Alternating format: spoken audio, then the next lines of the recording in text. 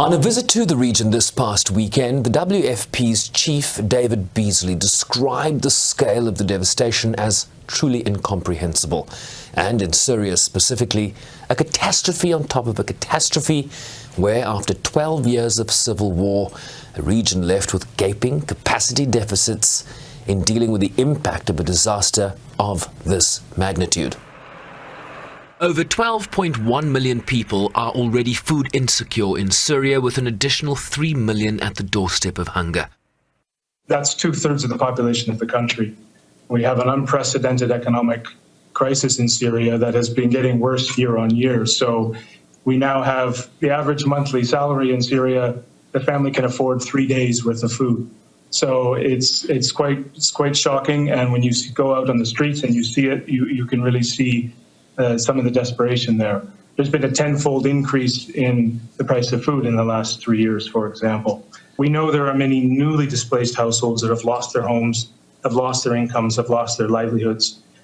You know, I can't stress enough the absolute destitution and poverty in some of these areas. We still have households that are sleeping in the street in the cold. It's below zero in parts of northwest Syria at night. He says that more than 400 trucks carrying humanitarian supplies have crossed into Syria through border crossings from Türkiye since the earthquake, but that cross-line aid from government-controlled regions to rebel-held territories had proven less successful. Cross-line access from Aleppo areas into areas of northwest Syria, into Idlib, are very important, and we are disappointed they haven't happened yet. So we are standing by and we're ready to move with convoys from Aleppo cross-line, and it's important that all partners with influence keep pushing for this. With funding now their biggest concern.